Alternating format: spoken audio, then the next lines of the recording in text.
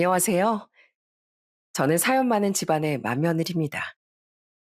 저희 시댁은 다른 곳보다 더 특별한 점이 있는데요. 그건 바로 시모께서 선천적인 청각 장애가 있으시다는 겁니다. 결혼할 때 이 사실을 다 알고 있음에도 불구하고 기꺼이 제가 결혼을 하게 된 이유가 있었어요. 살다 보니 그 이유를 잊고 살았던 때도 많았는데 이번에 정말 충격적인 사건을 통해 다시금 가족의 소중함에 대해 알게 되었습니다. 한 가족이 되기 위해 애썼던 한 사람과 그 마음을 이용한 어떤 사람이 있었는데요. 마음을 이용한 사람의 말로는 정말 처참했습니다. 그 얘기를 지금부터 한번 들려드리려고요. 전 저희 집에서도 맏딸로 태어났어요. 제 밑으론 2살, 4살 터울의 여동생과 남동생이 있습니다. 친정 부모님은 결혼하고서 할머니, 할아버지를 모시고 사셨는데요. 할아버진 제가 태어나고 얼마 되지 않아 세상을 떠나셨고, 할머니 그 후로 제가 20살 때 돌아가셨습니다. 그런데 할머니께서는 돌아가시기 전까지 거의 10여 년을 치매를 앓으셨어요. 그러다 보니 저희 엄마가 정말 고생고생하면서 살림을 하셨답니다. 나중에 할머니가 노안으로 떠나시고 난 뒤 엄마가 정말 많이 우셨어요. 전 그런 엄마가 왜 그렇게 슬퍼하시는지 사실 몰랐습니다. 매일같이 사람을 못 알아보고 화만 내던 할머니를 정말 힘들게 엄마가 모셨거든요. 그래서 제가 엄마에게 물어본 적도 있었어요. 엄마, 엄만 할머니 모시면서 힘들지 않았어? 매일 할머니 막 이불에다가 실수하시고 음식 차려줘도 맛없다고 엎어버리고 그랬잖아. 그런데도 할머니가 다시 오셨으면 좋겠다고 그런 생각이 들어? 진수가 엄마한텐 할머니가 엄마의 엄마나 다름없어. 시집오고 아무것도 모르는 막내 며느리 하나부터 열까지 알려준 게 네 할머니잖니. 평생을 막내 며느리 귀하게 여겨주면서 아껴줬는데 그 10년을 고생 못하겠냐? 엄마는 아직도 잘 못해드린 게 계속 생각나. 진수가 너도 나중에 시집가게 되면 꼭 그런 시어머니 만나야 한다. 세상 시어머니는 어쩔 수 없다고 들었지만 이렇게 좋은 시어머니도 있더라고. 그렇게 전 엄마의 말을 들으며 이런 게 정말 가족이구나 하고 생각했습니다. 그러다 제가 20대 후반에 같은 직장 동료의 소개로 저보다 2살 많은 남편을 만나 제 나이 28에 결혼을 하게 되었어요. 사실 결혼을 하기 전부터 남편은 먼저 가정 상황에 대한 걸 다 털어놨습니다. 시부가 남편 3살 때 가족들을 다 버리고 도망가 여지껏 연락이 되지도 않는다는 것과 시모가 선천적으로 청각장애를 가지고 있다는 것까지 솔직히 제게 다 얘기를 하더라고요. 그렇지만 그런 것쯤은 정말 아무것도 아니라고 생각했습니다. 남편은 참 성실하고 마음이 따뜻한 사람이었거든요.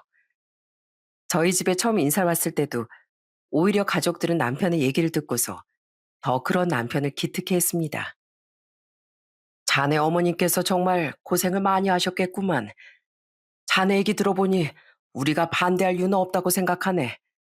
자네 어머니를 모시고 살고 싶다고 했지? 네, 어머니께선 그러지 말라고 하셨지만 사실 장남으로서 그렇게 꼭 하고 싶습니다. 알겠네. 자네 뜻 잘 알겠어. 어머니 모시고 사는 건 자네랑 우리 딸이랑 잘 상의해서 결정하게. 그렇게 전 결혼을 하면서 시댁에 들어가 같이 살게 되었어요. 전 사실 시모와의 합가를 걱정하진 않았습니다. 분명 이렇게 훌륭한 남편을 혼자서 좋지 않은 상황 속에서도 잘 키워내셨다는 건 그만큼 시모도 훌륭한 분이라는 뜻이라고 생각했거든요. 역시나 시댁의 합가에 살다 보니 시모는 정말 좋으신 분이었습니다. 단 한 번도 제가 한 음식에 대해 토를 달아보신 적도 없고 불편해하신 적도 없었어요.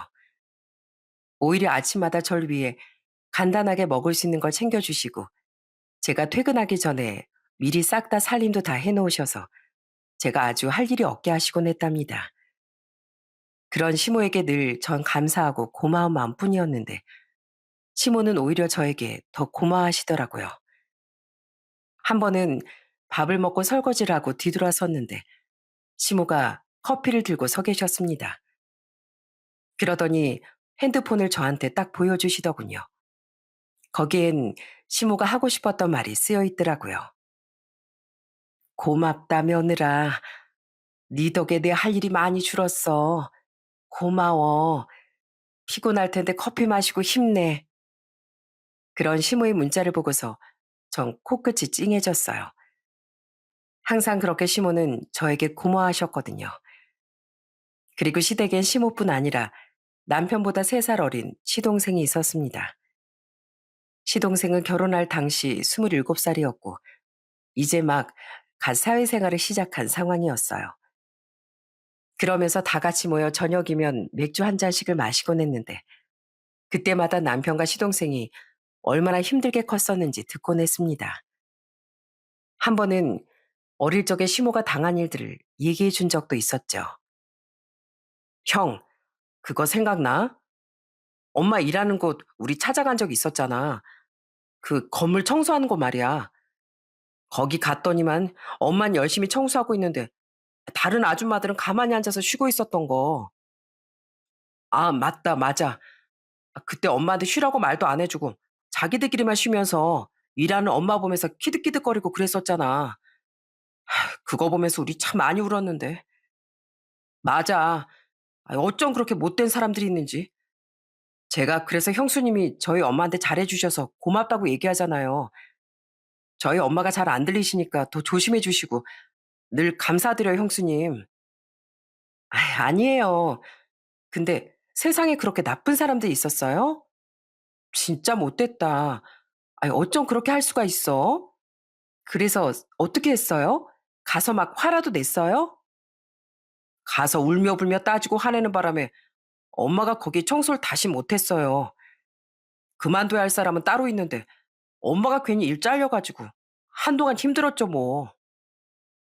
전 그런 얘기들을 들으면서 참 세상이 너무 기가 막히고 화가 나는 일투성이라는 걸 또 새롭게 알게 되었네요. 저희야 보고 듣고 말하는 게 자연스러운 일이지만 시모 입장에선 들을 수가 없으니 보고 말하는 것도 조심스러울 수밖에 없었더라고요. 그러다 보니 오해를 사는 일도 종종 있었다고 해요. 하루는 시모가 사우나가 끝났을 때 마감 청소를 하는 일을 한 적이 있었대요. 근데 그때 정말 큰일을 겪은 적도 있었답니다. 형수님, 그게 끝이 아니에요.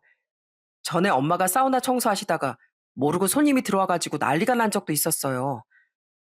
아무리 거기 손님이 엄마를 불러도 듣질 못하고 엄만 손님이 올 시간이 아니니까 생각도 못 하시고 그래서 그 사람이 경찰에 엄마를 신고까지 하셨더라고요. 다행히 오해는 풀렸는데 그때 사건 때문에 엄만 청소일은 아예 안 하셨어요. 진짜 힘드셨겠네요. 어머님도 우리 남편도 그리고 도련님도요. 저희보다 엄마가 많이 힘드셨죠 뭐. 남들은 그런 일 당하면 막 화풀이하면서 속풀기라도 하지만 엄만 그럴 수도 없었으니까 더 답답하셨을 거예요. 혼자서 애 둘 키우는 거 그냥 평범한 사람도 힘든데 엄만 귀도 안 들리셨으니 진짜 고생하면서 저희 키우셨어요. 그러면서 씁쓸한 웃음을 짓는 시동생을 보니 참 마음이 아팠습니다. 저 역시 그런 시모가 정말 대단하다고 느껴졌어요. 그러면서 전 시모와 더 가깝게 지내고 싶다는 생각을 많이 했습니다. 그러다 보니 전 매일같이 시모와 조금이라도 얘기를 해보려고 정말 많이 노력을 했죠. 그렇지만 글로 쓰거나 문자로 소통하는 건 어느 정도 한계가 있을 수밖에 없더라고요. 왠지 시모도 제가 불편해하는 것 같아 잘 말을 안 하시려고 하는 게 보이니 이대로는 안 되겠다는 생각이 들었습니다. 그래서 결혼하고서 얼마 지나지 않아 전 남편에게 한 가지 제안을 하게 되었어요. 여보, 나 수화 배워보고 싶은데 어떻게 배워야 돼? 그런 건 어디서 배울 수 있어? 수화? 갑자기 무슨 수화? 엄마 때문에 그래? 괜찮아. 문자로 쓰면서 대화해도 되니까 괜찮아. 당신 일도 하고 바쁘잖아. 아니야.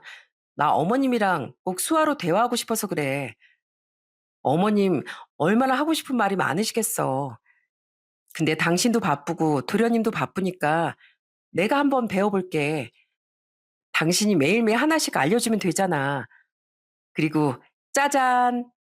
나 벌써 이렇게 책도 사왔는데 책 보면서 차근차근 배우다 보면 나도 당신처럼 수화 잘할 수 있지 않을까? 여보, 언제 이런 것까지 다 준비했어? 알았어. 내가 당신 매일 수화 알려줄게. 그렇게 전 남편의 도움을 받으며 수화를 공부하게 되었습니다. 정말 열심히 찾아보고 연습하고 매일같이 아침 저녁으로 남편이랑 수화 연습을 하면서 그렇게 노력을 했어요. 그리고 어느 날 아침 일어나서 거실로 나오는 시모를 보며 전 활짝 웃으며 수화로 인사를 했습니다. 안녕히 주무셨어요? 정말 간단한 인사였음에도 시모는 제 수화를 보자마자 저에게 달려와 꽉 안아주셨어요. 그러더니 눈물을 펑펑 쏟으셨답니다. 그날 저도 시모도 그리고 저희 모습을 본 남편과 시동생도 아침부터 얼마나 울었는지 모릅니다. 쉬는 날이 아니었다면 진짜 직장에서 다들 뭔 일이 있었나 했을 정도로 참 많이 울었어요. 시모는 내내 저에게 고마워하셨답니다. 얼마나 기쁘셨는지 수화를 하는 시모의 손동작이 참 활기가 돋았어요. 고맙다, 며느라. 고마워. 그날 이후로 전 시모와 점점 더 가까워졌습니다. 처음엔 저에게 무척이나 조심스러워 하셨던 시모는 어느 날부턴 저와 둘이 앉아서도 소소한 일상 얘기를 자연스럽게 하실 정도로 많이 편해졌어요. 저도 처음엔 남편에게 수화를 배웠지만 시모와 대화를 하면서도 수화 실력이 정말 많이 늘었어요. 그렇게 저희가 진정한 가족이 되어가고 있었죠. 그러던 어느 날 제가 결혼하고 7년쯤 지나고서 첫째 아이를 임신하고 5개월이 됐을 때였어요. 그때 갑자기 시모께서 숨을 쉬기가 힘들다며 병원에 실려가셨던 적이 있었습니다. 그리고서 병원에서 진단을 받게 됐는데 시모는 말기 심부전이셨어요.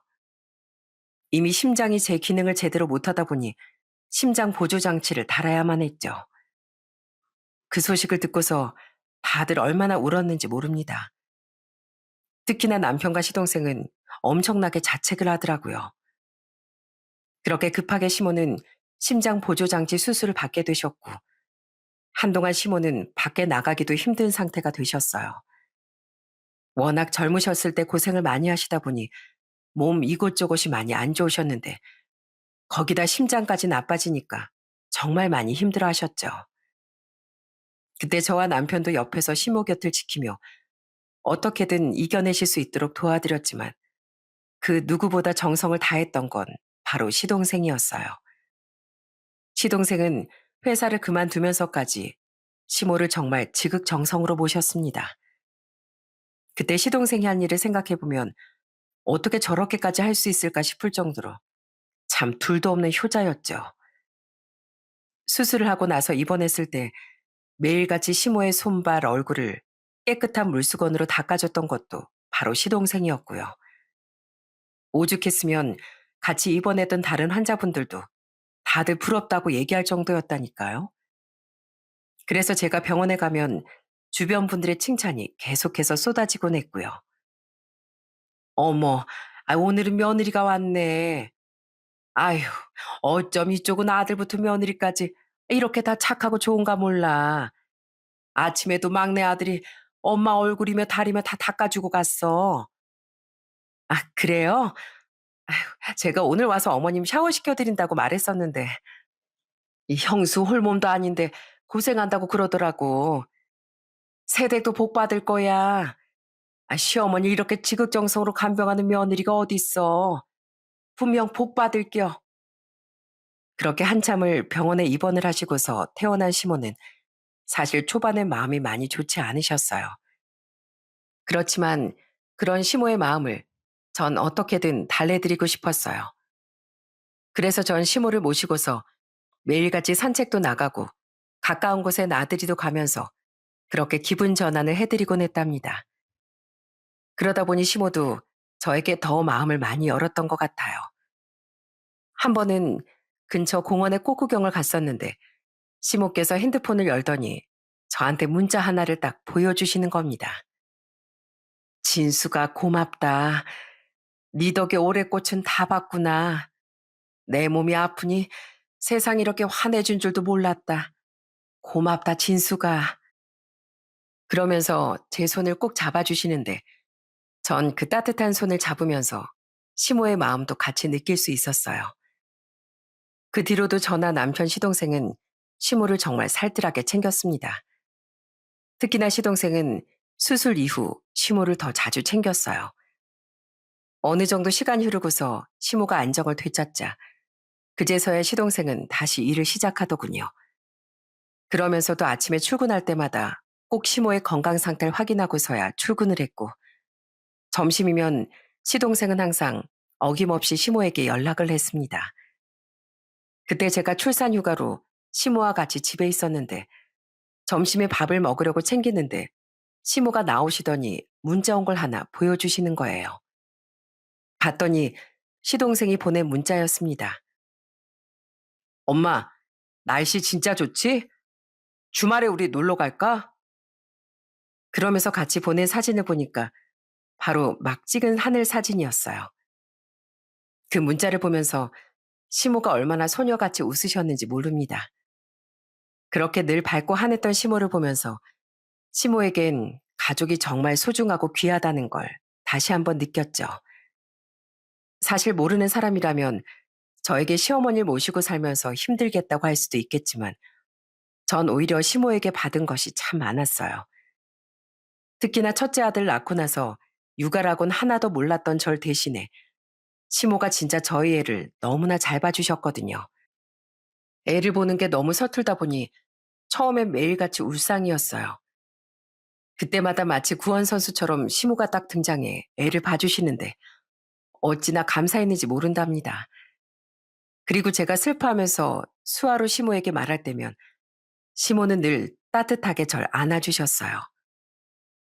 어머님, 전 엄마 자격이 없나 봐요. 무슨 소리야. 엄만 존재만으로도 아이한테 소중한 거야. 그러니 슬퍼하지 말거라. 너도 엄마가 처음이잖니.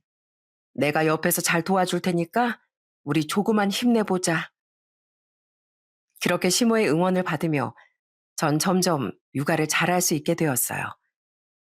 솔직히 제가 아이를 이 정도 키울 수 있었던 건 다 시모의 도움 덕분이었죠.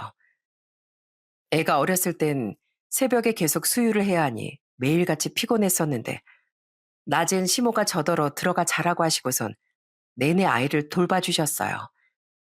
그러면서 아이 목욕도 싹 다 시켜주시고 수유까지 해주시니 나중엔 금방 애가 통잠을 자기 시작하더라고요. 애가 잠을 잘 자니까 낮에도 순하고 칭얼거리지도 않고 너무 편하고 좋았습니다. 하루는 제가 육아하다가 진짜 놀랐던 적이 있었어요. 정말 남편 출근한 것도 못 보고 너무 피곤해 아침에 늦잠을 잔 거예요. 눈을 떠보니 벌써 9시가 지나 있어 진짜 화들짝 놀라 일어나게 되더라고요. 그리고선 바로 거실로 나갔는데 시모가 밥상을 딱 차려놓으신 거 있죠? 제가 깜짝 놀라하니까 시모는 아이를 포대기로 엎고서 집안일을 하시며 수화로 저에게 얘기를 하셨답니다. 오늘 네 생일이잖니. 생일 축하한다. 어머님, 이걸 어머님이 다 차리신 거예요? 많이 못했어. 얼른 앉아서 먹어. 너 갈비찜 좋아하지? 맛있을지 모르겠구나. 그날은 저도 깜빡 잊고 있었던 제 생일이었어요. 육아하느라 정말 정신없이 하루하루를 보냈었는데 시모께서 제 생일을 놓치지 않고 다 챙겨주신 거였어요. 아침부터 정성으로 끓여진 미역국을 먹으며 전 얼마나 눈물을 흘렸는지 모릅니다. 시모는 그런 절 보면서 그저 어깨를 토닥토닥 두드려 주시기만 했죠. 아이를 낳고 보니 저는 부모의 마음이라는 게 어떤 건지 더 실감할 수 있었답니다. 그리고 시모께서 얼마나 힘들고 어렵게 자식들을 키워왔을까 하는 생각이 들더라고요. 이렇게 저도 힘든 육아를 시몬 혼자서 얼마나 애썼을까 싶어 눈물이 핑 돌기도 했고요. 그렇게 첫째 아이를 낳고 나서부턴 정신없이 육아를 하다 보니 웃을 날도 많아지고 그러면서 시모의 건강도 많이 좋아지셨어요. 그리고 남편과 시동생도 그런 모습들을 보며 행복하게 그렇게 한 집에서 다섯 식구가 잘 살고 있었답니다. 그러다 시동생이 40대 초반이 되었을 때 결혼을 하게 되었어요. 솔직히 저희 시동생 얼굴도 반반하고 거기다가 키도 크고 성격도 좋을 뿐더러 직업도 나쁘지 않았거든요. 그렇지만 아무래도 시모의 몸이 좋지 않다 보니 시동생은 결혼할 생각을 전혀 하지 않았었거든요. 그런 시동생이 갑자기 결혼을 한다고 해서 놀랐는데 딱 동서를 보자마자 결혼을 결심하게 된 이유를 알게 되었습니다. 처음 인사 올 때부터 동서는 엄청 시모에게 잘하려고 노력하더라고요. 어머님, 안녕하세요. 전 이유정이라고 합니다. 이거 어머님 좋아하실 것 같아서 준비했어요. 그러면서 동서는 좋은 브랜드 화장품을 시모에게 선물로 주고 옆에 앉아 문자로 얘기도 계속해서 주고받으며 정말 살뜰하게 잘했어요. 그렇게 첫인사라고서 동서가 가니 저와 남편이 시동생을 붙잡고 물었어요. 인구가, 너 저렇게 싹싹한 여자를 만났어? 보아하니까 엄마 귀에 안 들리는 것까지 다 아는 것 같은데 진짜 너 괜찮은 여자 만났구나. 그러게요. 도련이 왜 결혼하겠다고 했나 봤더니 너무 괜찮은 사람 같은데요? 나도 사실 우리 집 상황도 그렇고 결혼하긴 좀 어렵겠다 해서 거절했었는데요. 자기가 어떻게든 엄마 모시고 살겠다고 잘하겠다고 해서 그래서 저 결혼 결심한 거예요. 이렇게 와서 잘하는 거 보니까 제가 잘한 선택인 것 같네요. 그렇게 시동생도 동서와 결혼을 하게 되었어요. 처음 동서의 행동을 봤을 땐 정말 잘 살 수 있을 거라 생각했어요. 그런데 막상 결혼을 하고 보니 흘러가는 분위기가 점점 이상해지더라고요. 시모는 저희가 모시고 살기로 해서 시동생은 저희 집 근처로 신혼집을 얻어 살게 되었죠.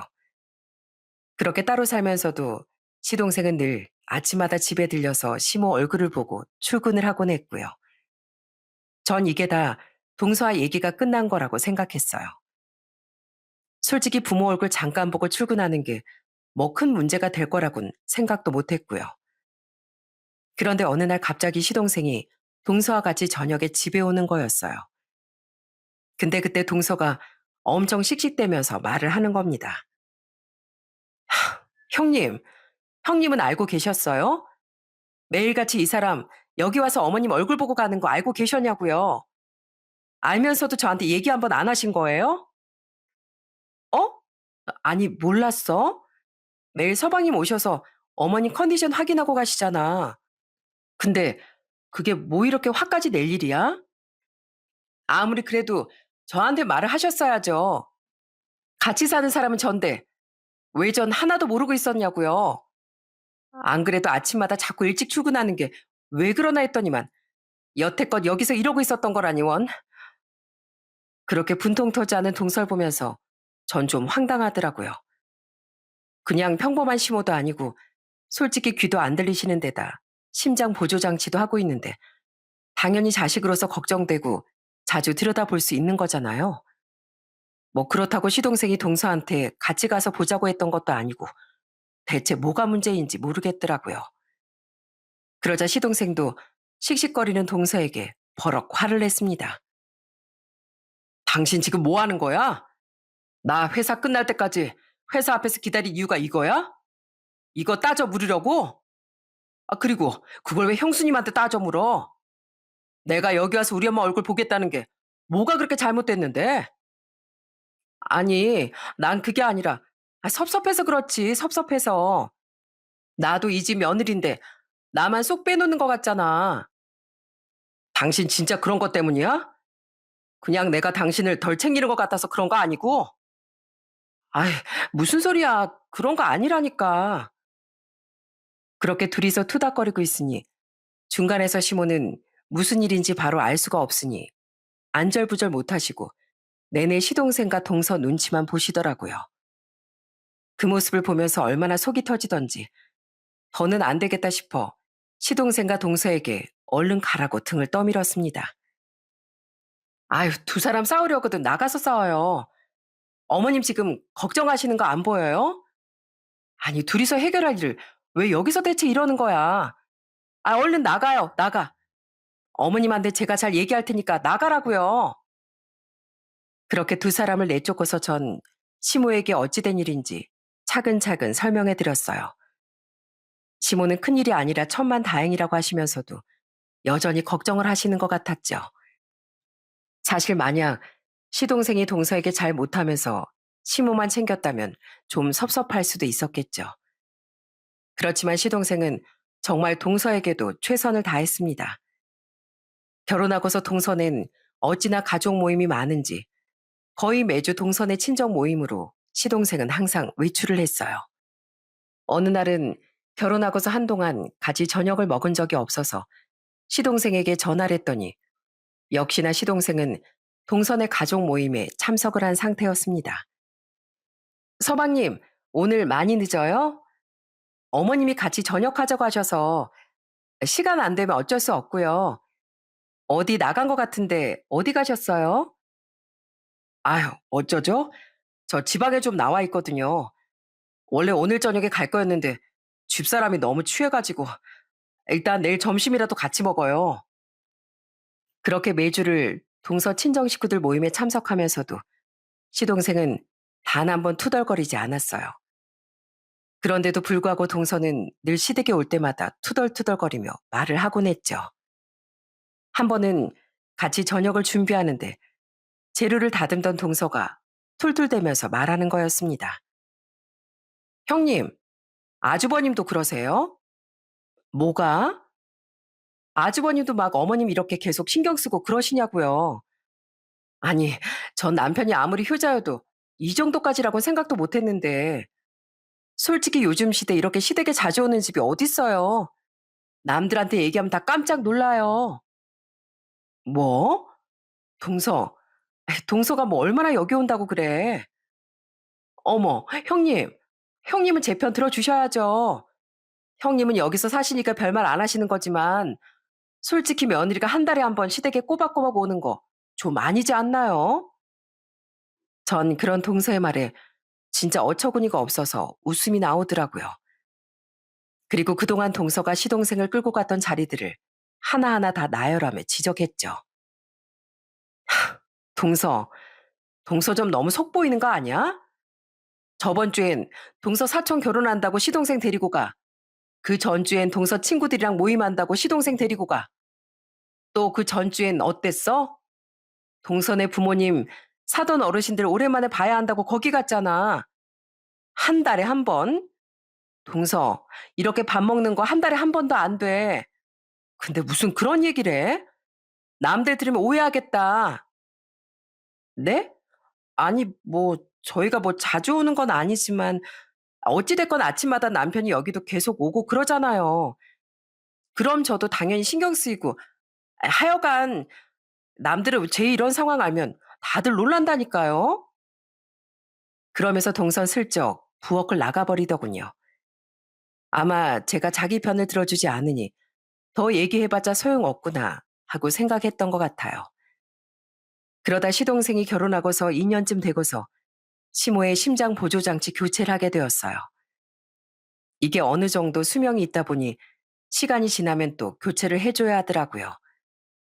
그래서 교체를 하게 됐는데 그때도 당연히 남편과 시동생이 번갈아 가면서 시모에 간병을 했답니다. 그런데 그것 때문에도 아주 난리가 아니었어요. 한 번은 시모가 입원한 병원에 갔는데 시동생이 어두운 표정으로 병원에 온 거였습니다. 아니, 서방님, 왜 이렇게 표정이 안 좋아요? 혹시 무슨 일 있었어요? 그게 제 아내 때문에요. 네? 동서가 또 왜요? 또 싸웠어요? 여기 오는 것 때문에 아주 난리예요, 난리.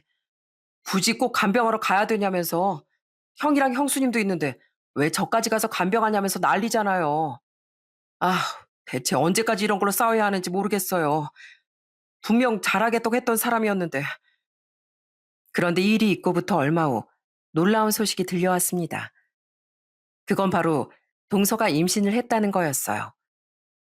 시동생은 동서가 임신을 하고서 몸 상태가 좋지 않아 그렇게 까칠하게 굴었던 것 같다며 저에게 기쁜 소식을 전해주더라고요.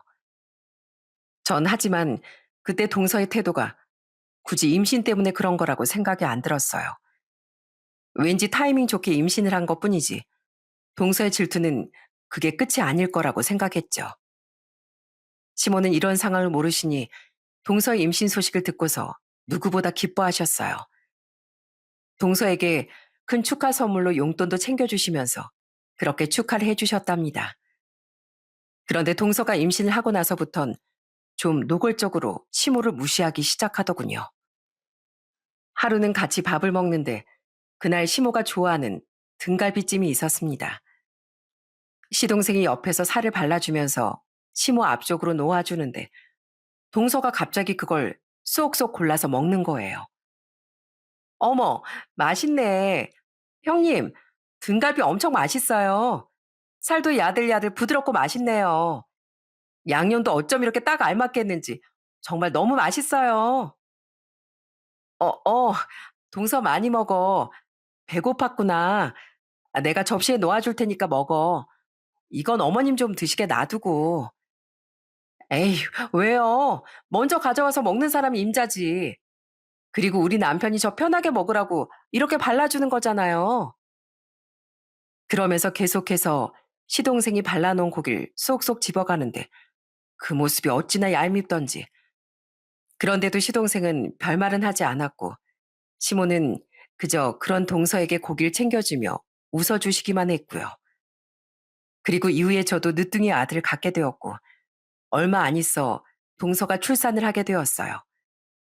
동서가 출산할 때 시모는 가보지 못하셨지만 산후 조리 비용도 챙겨주시고 할 수 있는 건 다 챙겨서 해주셨답니다.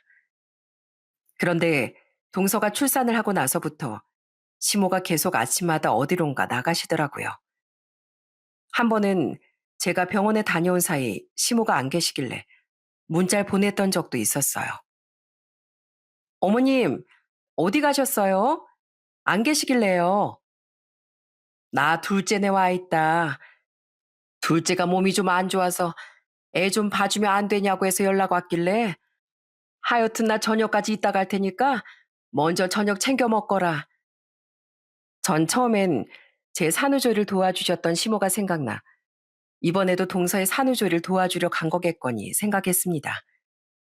그런데 그렇게 주말에 한 번씩 동서를 도와주러 가시고 올 때마다 이상하게 시모의 표정이 좋지 않더라고요. 집에 오시자마자 씻으시곤 바로 잠들어 버리고 힘들어 하시길래 전 걱정된 마음에 시모에게 수화로 얘기를 했습니다. 어머님 많이 지쳐 보이시는데 힘드시면 이제 동선에 안 가셔도 돼요. 아니야, 별일 없어. 내 걱정하지 마라. 제가 동서한테 얘기해 볼까요? 아니야. 아유, 괜찮어. 얘기 안 해도 돼. 그러면서 방 안으로 들어가는 시모를 보는데 뭔가 깨림직한 느낌이 들더라고요. 여태껏 봤던 동서는 시모를 무척이나 질투했던 사람이었는데 생각해보니 그런 시모를 집으로 불러 애를 봐달라고 부탁했다는 게 좀 이상했거든요. 그러다 제가 출산을 하게 되고 육아휴직을 하게 되면서 시모는 마치 가고 싶지 않은 곳에 끌려가는 듯한 표정으로 가고 있는 게 딱 보이더라고요. 이대로는 도저히 안 되겠다 싶어 전 시모가 동선의 집에 간다고 했던 날 시모의 겉옷주머니에 초소형 녹음기를 넣어놨습니다. 그리고 시모에겐 꼭 꺼내지 말고 그냥 두시라고 말을 했고요. 그리고서 저녁이 한참 지나 들어온 시모의 옷에서 그 녹음기를 꺼내 듣게 되었어요. 그날도 시모는 얼마나 지쳤는지 집에 오시자마자 바로 잠에 드셨습니다. 도대체 무슨 일이 있었길래 저렇게 힘들고 지쳐 하실까 싶어 전 녹음기를 꺼내 찬찬히 듣게 되었어요. 그런데 녹음기에 녹음된 음성을 듣고서 전 진짜 까무라치는 줄 알았습니다. 그날 분명히 동서가 몸이 아파서 애를 못 보니 도와달라는 연락이 왔다고 했는데 녹음기 속 동서의 목소리는 너무나 멀쩡했거든요. 어머님, 가서 김치 좀 내와주세요. 아이, 김치요. 김치. 동서는 마치 가정불 부리듯 심호를 부리고 있더라고요. 그리고 녹음기엔 동서의 목소리만 있는 게 아니었어요. 바로 동선의 친정 식구들이 죄다 와 있더라고요. 예, 너 그래도 되는 거니? 아이, 저러다 네 남편이 알기라도 하면 어쩌려고. 아이, 몰라. 어떻게 알겠어. 내가 뭐 앞에서 욕하는 것도 아니고 절대 몰라. 그러더니 동서는 자꾸만 시모에게 일을 시키는 거였어요. 동선 수화를 못했었는데 그래서 그날은 시모를 쳐다보며 크게 말을 해 입모양으로 일을 시킨 모양이었어요. 고기요, 고기. 어머니, 고기. 아, 참, 고기 구워오라고요. 어머니, 설거지요. 설거지 하세요. 설거지. 들리지도 않는 걸 뻔히 알면서 그 앞에서 소리소리 치면서 일을 시키는 동서의 몫을 들으며 정말 손발이 부들부들 떨릴 정도로 화가 났습니다. 그런데 그렇게 한참을 시키던 동서가 자기 식구들과 앉아서 아주 신나게 험담을 하는 것까지 다 녹음이 되었더라고요. 유정아, 네 시어머니 진짜 안 들리는 거 맞니? 들리는데 안 들리는 척 하는 거 아니야? 아니야, 안 들리는 거 맞아. 우리 시어머니 진짜 귀가 안 들려서 내가 아무리 욕해도 못 알아들어. 그냥 앞에서 웃으면서 시키면 돼. 아무것도 모른다니까. 그래. 뭐 하긴 아까 보니까 네가 하는 말 그래도 잘 알아듣는 것 같던데 이거 혹시 가서 말하는 거 아닌가 몰라. 말하면 뭐 아들 이혼시킬 거야 뭐 할 거야. 귀한 아들 이혼시켜서 또 장가 보낼 수 있고 저렇게 기머거리 시모가 있는데 누가 시집을 와. 안 그래? 아유 나나 되니까 시집 온 거지. 아유 신경 쓰지 마. 다 알아서 하는 거니까. 전 결국 동서의 마지막 말을 듣고서 녹음기를 꺼버렸어요. 더 이상 듣다간 당장 뛰쳐나가 동서의 머리카락을 다 한 올 한 올 뜯어버릴 것 같았거든요. 전 남편이 퇴근하기만을 기다리며 마음을 진정시켰고 남편이 오자마자 그 녹음기를 들려줬습니다. 남편 역시 바로 뛰쳐나갈 것처럼 행동했어요. 그렇지만 바로 저희가 나가버리면 시모가 걱정할 게 뻔했기 때문에 함부로 행동할 수 없었죠. 그리고 그 다음날 저와 남편은 시동생네로 향했어요. 그리고 초인종을 눌렀습니다. 그랬더니 안에서 동서가 깜짝 놀라 문을 열더라고요. 어? 형님, 아주버님, 이 시간에 어쩐 일이세요? 서방님 안에 있지? 동서 좀 와봐. 할 말 있으니까. 네? 무슨 할 말이요? 갑자기 오셔가지고 지금 무슨 소리를. 전 당황해하는 동서를 옆으로 밀치고선 바로 거실로 들어갔습니다. 그때 시동생이 거실로 나오더라고요. 그런 시동생을 보면서 남편은 부들부들 손을 떨며 녹음기를 틀었습니다. 녹음기에서 어제 있었던 그 일들이 고스란히 들려왔어요. 그러자 동서는 무척이나 당황해하면서 그 녹음기를 어떻게든 뺏으려고 들었죠. 그런데 그때 시동생이 그런 동서를 바닥으로 내팽겨 쳤어요. 아! 여보, 이게 뭐 하는 짓이야? 당신, 당신 지금껏 우리 엄마한테 이렇게 했던 거야? 진짜 이게 다 사실이야? 어? 어제 엄마 맛있는 거 드시게 하고 싶어서 불렀다며? 근데, 근데 이게 다 무슨 소리야? 얘기해봐. 당장 얘기해보라고. 아니, 그게 아니라, 여보, 그게 아니라. 전 끝까지 변명하려는 동서에게 소리를 쳤습니다. 그게 아니게 뭐가 아니야? 안 그래도 내가 이상했어. 동선의 집에만 갔다 오면 어머님 바로 쓰러져 잠들기만 하시고 아침에도 피곤해서 제대로 일어나지도 못하시고 어떻게 어머님한테 그럴 수가 있어?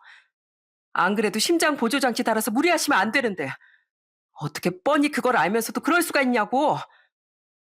형님, 그게 아니라요. 그냥 어머님이 도와주신다고 해서. 거짓말 하지 마. 동서 아프다며? 이거 문자. 어머님이 동서 아프다고 해서 갔다 오겠다고 한 거 안 보여? 그런데 어디서 그런 거짓말을 해? 결국 동선 제가 보여준 문자를 보고서야 입을 다물더라고요. 알고 보니 시동생에겐 시모를 모시고서 대접한다며 말을 했던 거였고, 그동안 시모가 스스로 찾아온 거라 얘기를 했더라고요. 당신 이게 뭐야?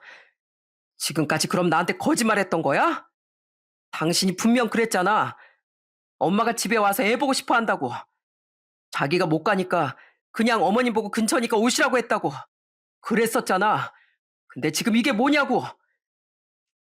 그게 그러니까 사실대로 사실대로 똑바로 말 못해? 뭐냐고 대체?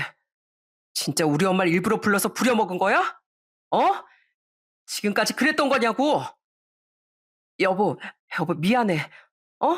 내가 정말 잘못했어. 모든 사실이 밝혀지자 시동생은 분노를 참지 못했습니다. 당신이 어떻게, 네가 어떻게 우리 엄마한테 그렇게 해? 이게 네가 잘한다는 거야?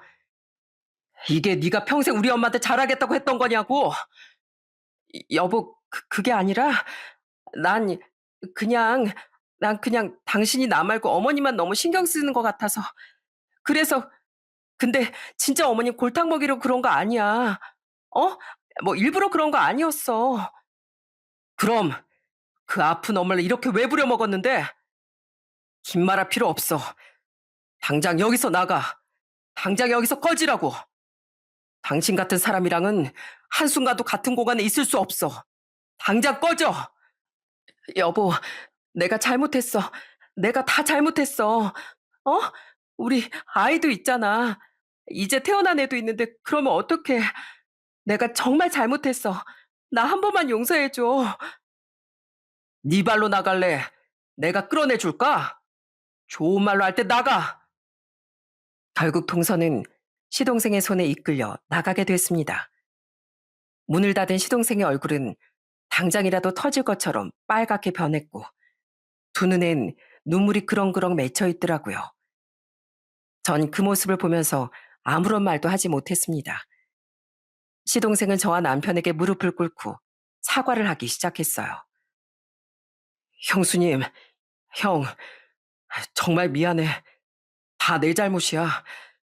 난 아내가 진짜 엄마한테 잘하는 줄 알고 아내 말만 믿었어. 엄마도 다 알면서도 나한테 얘기도 못했을 텐데 내가 너무 멍청했어. 내가 바보 같았어. 정말 미안해. 그러면서 시동생이 엉엉 우는데 참 마음이 찢어질 것 같더군요. 그렇게 그날의 사건 이후 시동생은 동서에게 이혼장을 보냈습니다. 동선 절대로 이혼할 수 없다며 계속해서 매달렸습니다. 그렇지만 시동생은 냉정했죠. 솔직히 누가 저런 일까지 있었는데 용서를 해주겠나요? 다른 사람도 아니고 아픈 엄마를 그렇게 무시하고 부려먹었는데 용서할 사람은 없을 거라고 생각합니다. 그렇게 시동생이 냉정하니 동선 저한테까지도 찾아왔더라고요. 무슨 생각으로 절 찾아온 건지 하루는 밖에 외출을 했다가 돌아오니 집 앞에 동서가 서 있더군요. 처음엔 해코지라도 하려고 그러나 하는 생각이 들었습니다. 그런데 동선 절 보자마자 바로 바닥에 고개를 숙이더니 제 팔을 잡고 엄청 부탁을 하더라고요. 뭐야, 여기가 어디라고 와? 설마 어머님 본 거 아니지? 안 봤어요, 형님. 저 형님 보러 왔어요. 형님이 저 좀 도와주시면 안 될까요? 저, 저희 남편 없으면 못 살아요. 네? 아시잖아요. 이번 결혼도 제가 억지로 매달리고 매달려서 하게 된 거. 그렇게 저 고생하면서 결혼했는데 이제 애까지 낳았는데 이럴 수는 없어요. 형님이 얘기 좀 잘해주시면 안 될까요? 다시 한 번만 생각해 보라고 그렇게 얘기 좀 해주시면 안 되겠어요? 네? 진짜 양심도 없다 정말. 그렇게 몰래 뒤에서 사람 못 살게 그러놓고선 어떻게 이렇게 뻔뻔하게 용서해달라는 말을 할 수가 있어? 용서? 나 동서 용서 못해. 내가 어떻게 동서를 용서해? 절대 못한다고. 그러니까 여기 다신 찾아오지 마. 동서가 지금까지 한 걸 생각해야지. 형님, 제발요. 제가 이렇게 부탁드릴게요. 저 절대로 그렇게 못 살아요. 저희 남편 한 번만 딱 설득해 주세요.